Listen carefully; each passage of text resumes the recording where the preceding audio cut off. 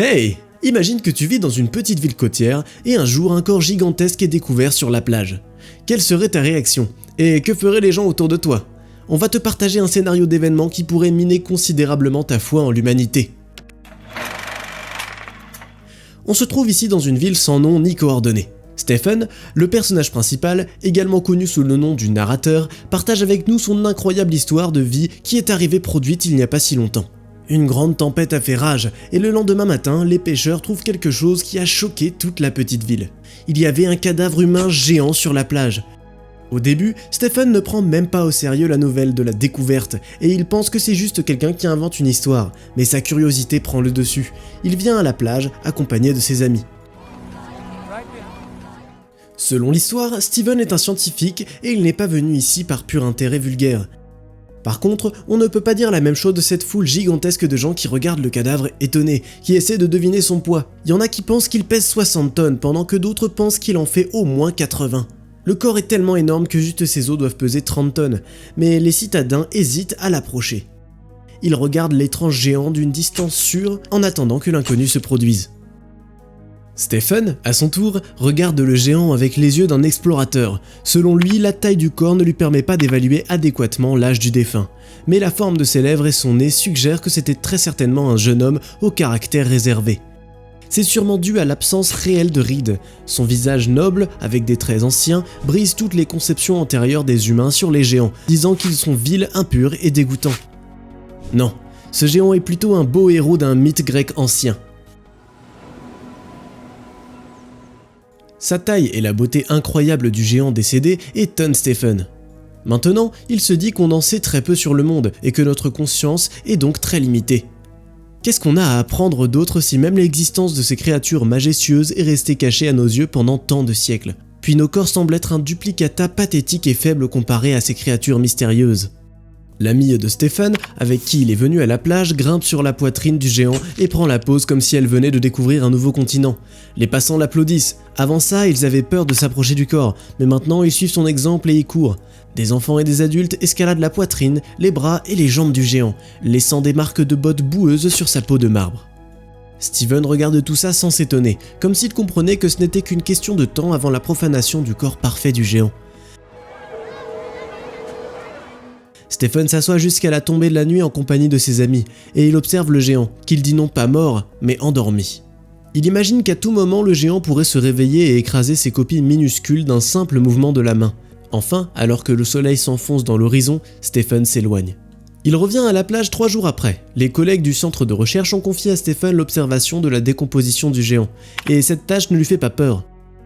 Pour lui, le géant semble plus que vivant, encore plus vivant que certaines personnes qui jettent sans vergogne des gobelets en plastique sur la plage de sable et courent sur son corps comme si c'était une attraction étrange.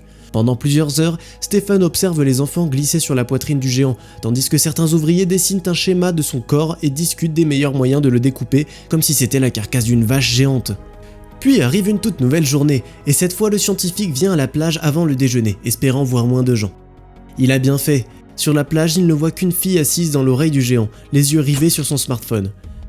Mais le chercheur voit aussi beaucoup de nouvelles choses. Premièrement, le visage du géant a changé. Suite au temps passé dans l'eau, il a gonflé, et il a donc commencé à paraître moins jeune. Stephen est fasciné par l'étonnante métamorphose dans laquelle la vie continue même après la mort. Il décide finalement de marcher sur le corps du géant et de le regarder.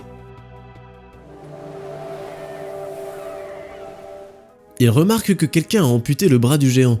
Le visage du géant est passé d'une beauté antique à un masque d'impuissance et de lassitude. Il était aussi éphémère que tout autre être mortel au final. Et être le seul sur la plage, comme un navire abandonné, ne faisait qu'ajouter à ce sentiment. Après un certain temps, le scientifique revient à la plage, et il voit qu'il manque une jambe au géant. De plus, les gens ont peint des graffitis obscènes sur tout son corps. Le géant a l'air de plus en plus vulnérable et humain. Peut-être que c'est la raison pour laquelle les gens sont aussi ignorants à ce sujet. Un jour de plus passe et le géant perd même sa tête. Quand Stephen arrive à la plage quelques semaines plus tard, il voit que le corps du géant a perdu toute ressemblance avec un être humain. Ce n'est que là que les gens perdent enfin tout intérêt. Il n'y a plus personne sur la plage, Stephen n'y retourne pas non plus. Quelques mois passent et les citadins oublient complètement l'apparition du géant. Mais pendant qu'ils circulent dans les petites rues, Stephen commence à remarquer des restes du corps du géant partout. Les gens décorent leur magasin avec les os du géant, il y a même quelqu'un qui garde son crâne comme décoration de jardin. Le scientifique est heureux. C'est bien plus agréable de regarder ces artefacts et de se souvenir de la majesté de la créature mystérieuse que d'observer son état pathétique pendant ses derniers moments sur la plage. Mais ce n'est pas bien compliqué de deviner quelle partie du corps a le plus intéressé les citadins. Un propriétaire d'un cirque itinérant le met dans un immense aquarium et des visiteurs peuvent payer pour voir cette partie. Par contre, il dit à tort que cet organe reproducteur vient d'une baleine morte et les gens ne connaissent pas la vérité. Maintenant, même ceux qui admiraient la beauté du géant le jour de son apparition sur la côte se souviennent de lui comme d'un terrible monstre marin. Leurs souvenirs sont devenus complètement déformés et absurdes. Mais pour Stephen, le géant est encore vivant, prêt à ressusciter à tout moment, à marcher à travers la ville et, après avoir recueilli des parties de lui-même, retourner à la mer. Mais ce n'est pas tout. Une autre histoire de rencontre de créatures mystérieuses se déroule dans la vie d'un autre gars, Rob, et de Gail, sa partenaire. Un jour, le jeune couple arrive dans leur maison de rêve et ils voient un petit cadeau laissé par le propriétaire. Rob tente de calmer Gail en lui disant que ces vieux frigos sont en fait assez bien pensés. Leur unité de refroidissement est montée sur le dessus, donc la chaleur est mieux évacuée. Mais bon, on va pas se mentir, cette épave n'a pas l'air en forme. Le frigo est couvert de taches et de saletés, et il vaut mieux ne même pas penser à ce qu'il contient.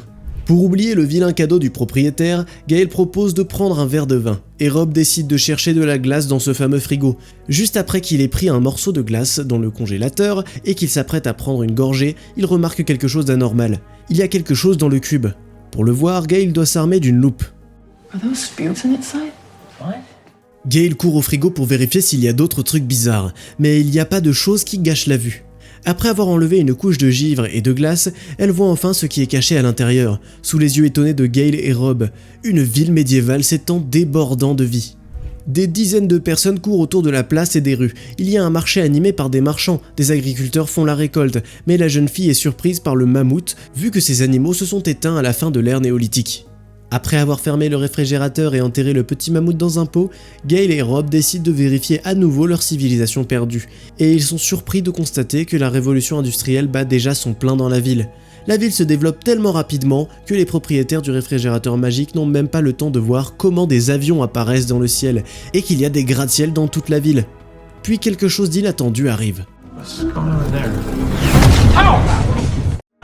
Rob est aveuglé par une étrange explosion qui a eu lieu dans le frigo. Il se reprend vite en main, mais son visage est bien touché par l'explosion. C'était quoi ça? Quand le couple regarde le frigo, ils se rendent compte qu'une guerre nucléaire a commencé dans son frigo. Gail et Rob concluent que ce monde alternatif est voué à l'échec, donc ils referment le frigo et décident de commander des pizzas. Une heure plus tard, Rob se demande si leur petite civilisation a déjà tout reconstruit. Au début, Gail est sceptique. Mais la curiosité l'emporte. Le couple ouvre la porte et il réalise que l'univers n'a pas seulement survécu, il a carrément atteint des sommets dans son développement dont on ne pouvait même pas rêver. La ville futuriste change super rapidement, elle est envahie de ponts géants, de bâtiments étonnants et de structures technologiques.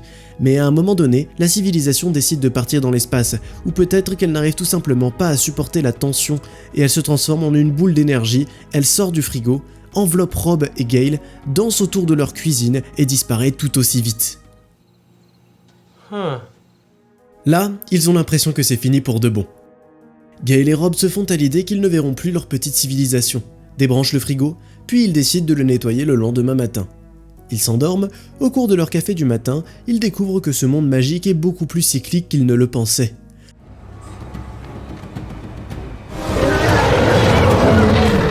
Les mammouths sont de retour, et la seule chose qui les menace sont les hommes des cavernes, qui sont prêts à tout pour manger et survivre. Mais même eux se font chasser, le frigo regorge de dinosaures puissants qui ne disparaîtront que dans quelques millions d'années. L'humanité est une fois de plus à l'aube de son développement, et qui sait, peut-être qu'ils devront une fois de plus parcourir un long chemin historique que Rob et Gail regarderont sans cesse. Les fans de la série Love, Death and Robots adorent discuter du sens caché que les créateurs donnent à tel ou tel épisode. Dans l'histoire avec Stephen par exemple, ils voient des implications environnementales. Regarde juste le squelette géant qui a été laissé là sur la plage quelques mois après son apparition. Tu n'y vois rien? Eh ouais, c'était une carcasse de baleine. Les baleines échouent sur les rives des océans un peu trop souvent, et pour beaucoup c'est déjà devenu monnaie courante. Peut-être que les créateurs veulent nous dire qu'on devient trop vite indifférent à la mort des êtres vivants. Par contre, il y a moins de place pour l'interprétation dans l'histoire du frigo. Il est évident que Gale et Rob jouent ici des rôles d'observateurs divins. Il y a même une scène dans cet épisode où les ouvriers font une pause dans la construction d'un gratte-ciel, regardent le couple et se demandent pourquoi ces gens bizarres les regardent pendant toute la journée. Peut-être que quelque part, quelqu'un d'autre observe le développement de notre civilisation de la même manière. Tu aimerais vivre dans un univers où des géants échouent sur la plage et toute une civilisation peut vivre dans un frigo? Ou tu préfères le monde réel? Dis-moi tout dans les commentaires en dessous, et abonne-toi à la chaîne pour toujours rester à jour avec les meilleures histoires de films et séries.